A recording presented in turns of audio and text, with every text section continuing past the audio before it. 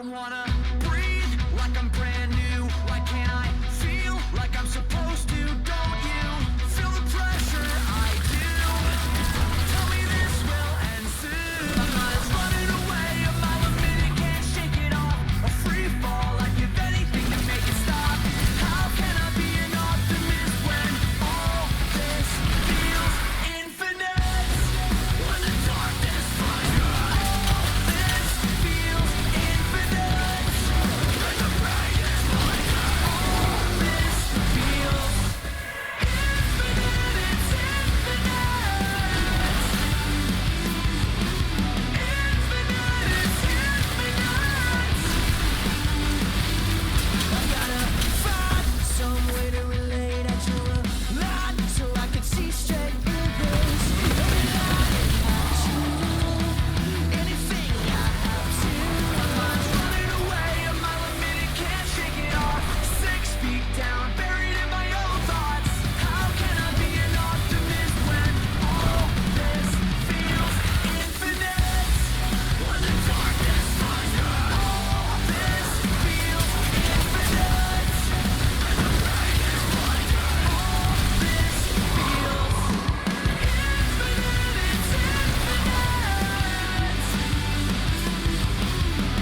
Infinite,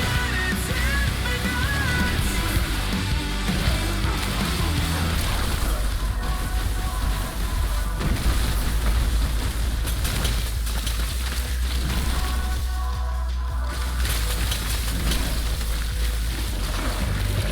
When the darkness finds me, then I'll follow blindly. How can I keep it together when all this feels infinite? It's infinite. Infinite, it's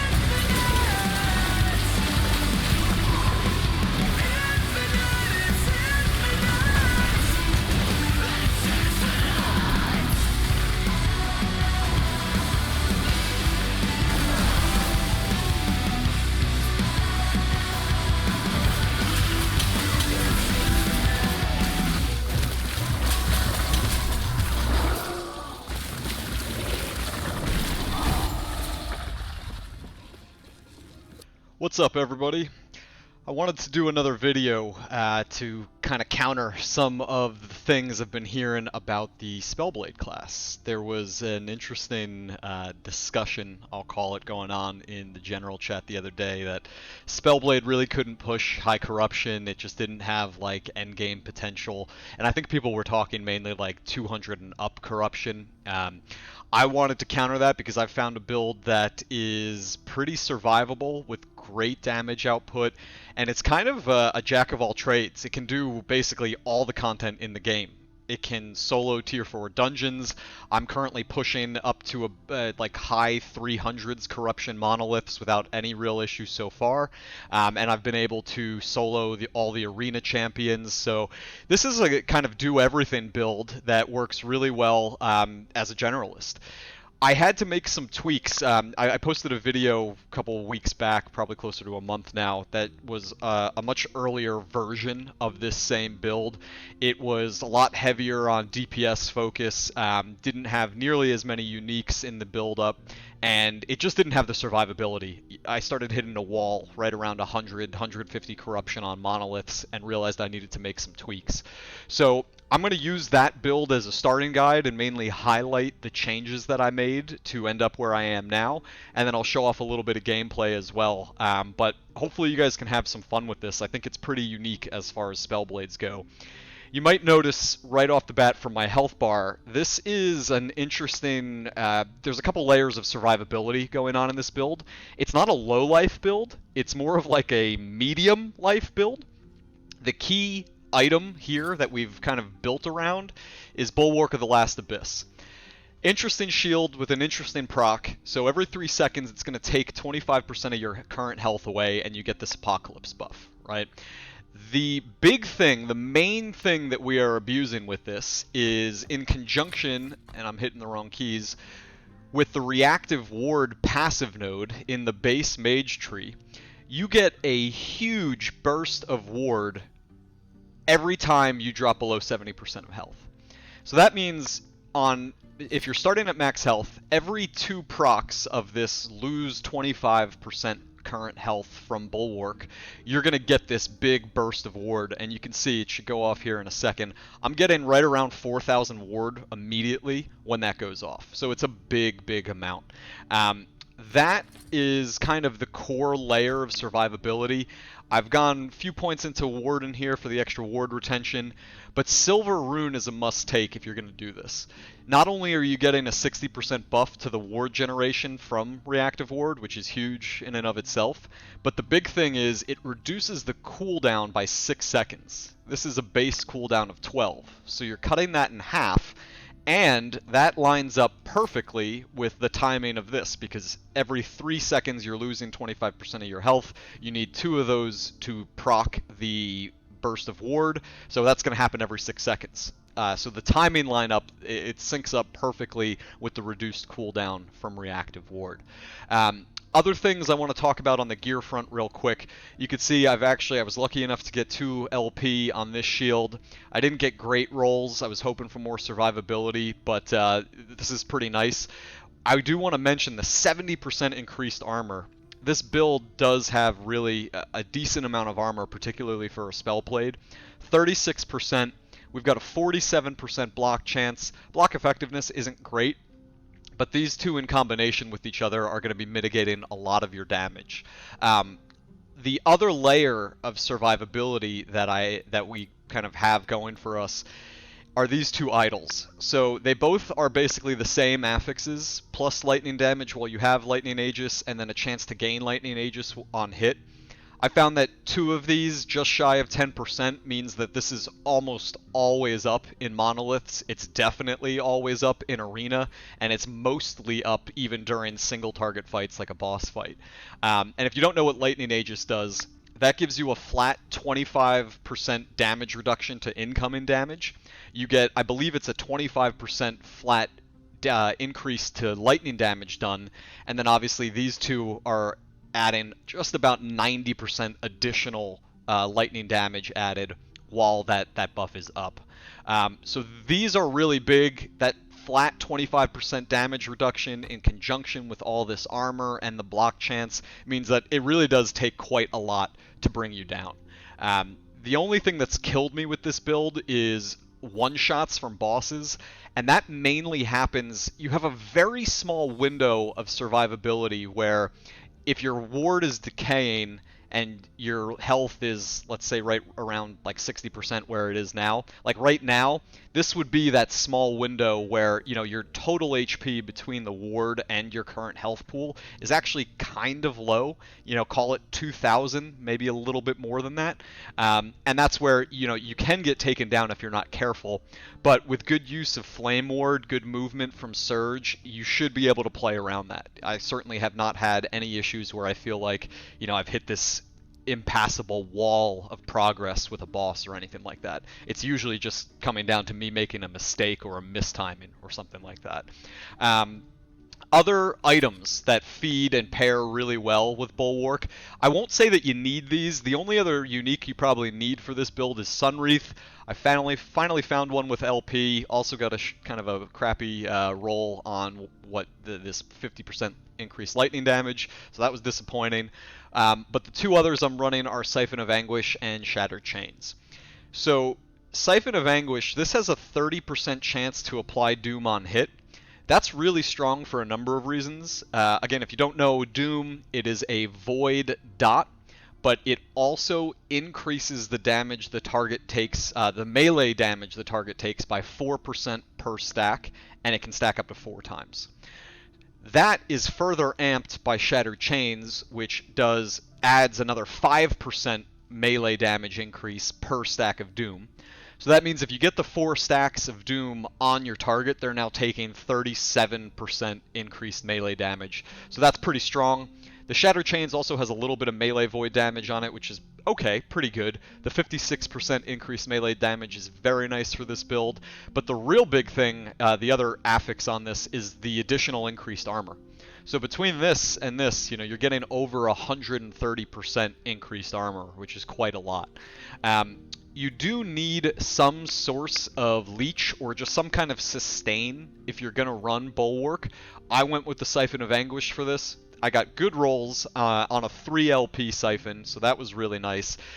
So this is giving me just a little bit of leech, and it is, I think, important for me to point out, you don't want too much leech. I found that if I kind of amped this up beyond this, 2.3% of melee damage, it was actually keeping me at full health too much, and I wasn't getting as many of the big ward procs, and that's actually a negative. So there's kind of this sweet spot middle ground that you want to find with your leech rate, but I've found that running a single Siphon of Anguish 2.3% with the increased leech rate, that was kind of perfectly in that sweet spot for my purposes. Just to touch on the other gear, I am running a lot of shred armor on this build. So I've got shred armor on my weapon, I've got shred armor on my amulet, and I have additional shred armor on my gloves. This is probably overkill, to be honest. I get up to like almost 40 stacks in boss fights very quickly, so I think I could do without one of these sources, but this is what I'm running for now. This build is definitely not perfectly optimized, but as you can tell, with 4 uniques, a lot of endgame stuff, several exalteds, it's not a low investment build either, so it does kind of fit in a middle ground. The big thing people have said when I showed some of my friends this initially is like, oh man, you're not dual wielding. You must give up a ton of damage. And I'm going to use that to segue into some of the skill tree changes. So the big ones is, they're right, you have to give up Norchrist if you're not dual wielding. It's just not worth it. I've taken those additional points and beefed up Frenzied Flame and dumped the additional into Heatwave. Frenzy Flame is actually really good. Even, 40% chance to activate on Flame Reave, even if you're single target DPS in a boss, let's say, this will be up somewhere between 60 to, I feel like it can go as high as 80% of the time. It is still, very likely to proc, and since you're Flame Reaving very frequently, it's going to be up a lot, so you're going to have a lot more attack speed, and then you're getting that nice fire damage flat added to Flame Reave as well. That's really the only big change in this skill tree. Going into Flame Ward versus compared to the previous build I posted, because we get this big burst of ward generation from the reactive ward passive, I took a lot of points out of the additional ward granted nodes of this tree. So I think it's still really important to have additional charges. This is mainly just to get to dual Aegis, but really the big thing is increasing the duration. What I noticed is that the strongest part of Flame Ward is that when it's active, not only do you get that burst of ward, but you're taking 30% less damage overall. That 30% damage decrease in incoming damage is really the most important part of this skill, and so adding to the duration of it I think was the most important thing, and then adding a few extra points into ward retention and some ward per second couldn't hurt. I'm considering taking points out of Stalwart Defense and maybe putting another point in here, and then if I do hit a damage wall at some point, maybe going into this tree, but I really haven't felt the need to do that at all. That's the big change here.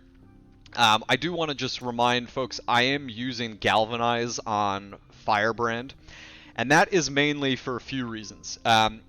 Converting this to Lightning and converting the Ignite chance to Shock chance means that, Shock applies increased damage taken to your target. And I'll show you here in a second. I'm actually going to warp to the arena for the training dummy right now. This build has great damage potential because not only are we getting that armor shred from the gear that I have, we also have a blessing for lightning resistance shred. You've got the shock chance coming out from the galvanized node, and then we have another blessing for fire resistance shred. So I'm still running Rolling Thunder, having a mixed damage Flame Reave. So being able to shred all of the relevant resistances means that this is going to penetrate quite a bit, and you'll see here in a second, it hits really hard.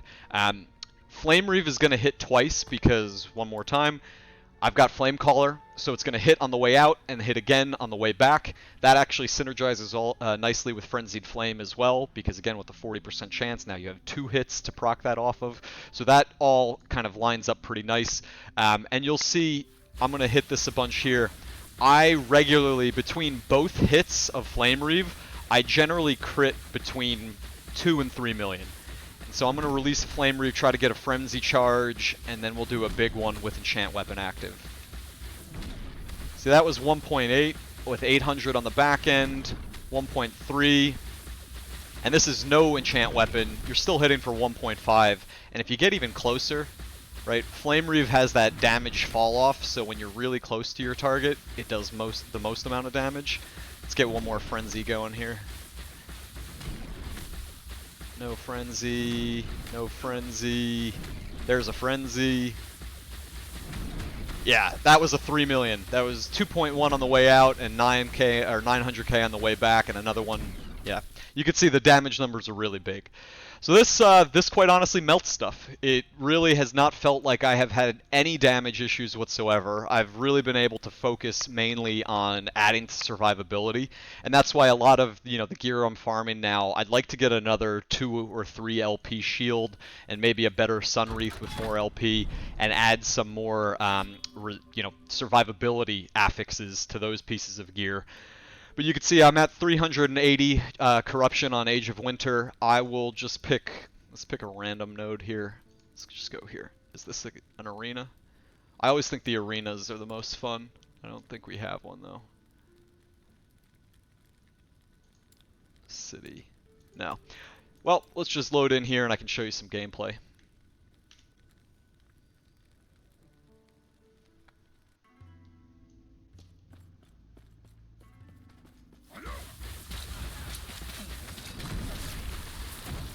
So I'm not even using skills here, but you can see with the life leech, when the proc goes off for the ward, I mean, my max HP right now is like 6k between the ward and the HP pool being regenerated. So like I said, it really does take quite a lot to bring you down. And then if you really are fighting maybe a massive stack of mobs, or maybe something aggroes on you in that tight window of vulnerability I mentioned earlier, you just pop Flame Ward. And then Flame Ward, that really increases your DP or your survivability by an extreme degree from that extra 30% decrease to incoming damage. But like, you don't even need full stacks of Firebrand. Like 2 or 3 just clears these mobs out really easily. Even this big Wengari leader, he gets hit pretty hard, goes down in a couple Flame Reaves.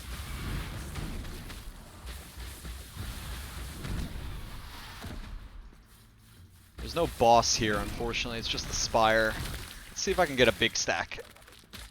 Lots of mobs. We want lots of mobs. Chase me, mobs. Let's go. So I'm going to activate Flame Ward and Enchant Weapon, and everything melts.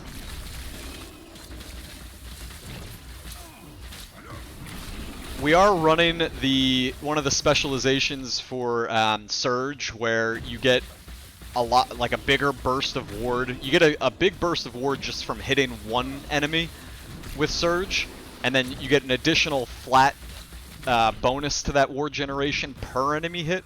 And then I'm running that third node that also gives additional ward per crit. So if you have a bunch of stacks of Firebrand built up and you desperately need more ward, you can just surge through, get a bunch of crits, and a big burst of ward off of that on demand. So that's a nice like get out of jail free card when needed.